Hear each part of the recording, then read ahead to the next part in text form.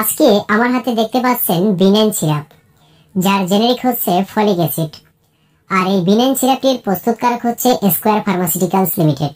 Benign সিরাপটি হচ্ছে B vitamin গ্রুপের একটি সদস্য, যার সংক্ষিপ্ত রূপ হচ্ছে বিনাইন এবং পূর্ণ রূপ হচ্ছে ফলিক অ্যাসিড। তো এই ফলিক অ্যাসিড গর্ভকালীন মায়েদের থেকে শুরু করে শৈশবকালীন শিশু এবং প্রাপ্তবয়স্কদের জন্য খুবই গুরুত্বপূর্ণ একটি ওষুধ। তো সিরাপটি কিন্তু শৈশবকালীন সময় থেকে একেবারে প্রাপ্তবয়স্ক যারা বৃদ্ধ রয়েছেন তারাও খেতে পারবেন।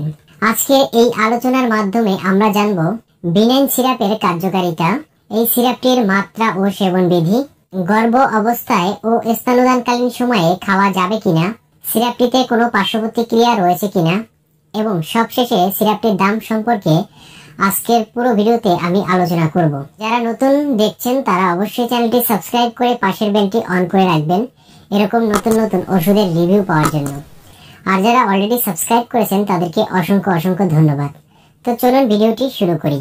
বিনাইন সিরাপ, যার জেনেরিক হচ্ছে ফলিক অ্যাসিড। এই ফলিক অ্যাসিড ডাক্তার মূলত রোগীর রক্ত স্বল্পতার জন্য দিয়ে থাকেন। যেমন অনেক সময় গর্ভকালীন সময়ে মায়েদের রক্তের স্বল্পতা দেখা দেয়। মায়েদের রক্ত স্বল্পতা দেখা দিলে শিশু কিন্তু সঠিকভাবে বেড়ে উঠতে পারে না মায়ের গর্ভে। সেক্ষেত্রে কিন্তু গর্ভকালীন সময়ে মায়েদের এই বিনাইন বা ফলিক অ্যাসিড সিরাপ গুলো বা ট্যাবলেট গুলো দেওয়া হয়ে থাকে। এছাড়াও শৈশবকালীন সময়ে অনেক শিশুদের ক্ষেত্রে রক্ত স্বল্পতা দেখা দেয়। আর শিশুদের এই সময়ে রক্ত স্বল্পতা দেখা দিলে শিশুদের অনেক জটিল কোনো সমস্যা হতে পারে। যেমন শিশু সঠিক পরিমাণে বেড়ে ওঠে না, শিশুর বিকাশের অবনতি ঘটে, শিশু পুষ্টিহীনতায় ভোগেন, যার ফল হতে পারে খুবই ভয়াবহ এবং মারাত্মক। এজন্যই ডাক্তার শৈশবকালীন সময়ে এই বিনাইন সিরাপটি শিশুদের দিয়ে থাকেন। এছাড়াও কিন্তু প্রাপ্তবয়স্কদের যাদের শরীরে রক্ত স্বল্পতা দেখা দেয় তারাও কিন্তু এই সিরাপটি খেতে পারেন, কারণ ফলিক অ্যাসিড আমাদের শরীরের জন্য খুবই উপকারী একটি উপাদান। এই সিরাপটি আমরা কিভাবে খাবো, মাত্রা ও সেবন বিধি। শিশুদের ক্ষেত্রে দৈনিক 5 থেকে 15 মিলিগ্রাম অথবা 1 চামচ থেকে 3 চামচ পর্যন্ত খাওয়া যাবে। আর যারা প্রাপ্তবয়স্ক রয়েছেন দৈনিক 10 থেকে 20 মিলিগ্রাম অথবা 2 চামচ থেকে 4 চামচ পর্যন্ত খাওয়া যাবে। তবে মাথায় রাখতে হবে এটা কিন্তু দৈনিক একবারই খেতে হবে।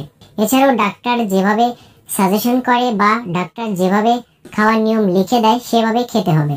এখন আসা যাক গর্ভ অবস্থায় ও স্তন্যদানকালীন সময়ে খাওয়া যাবে কিনা।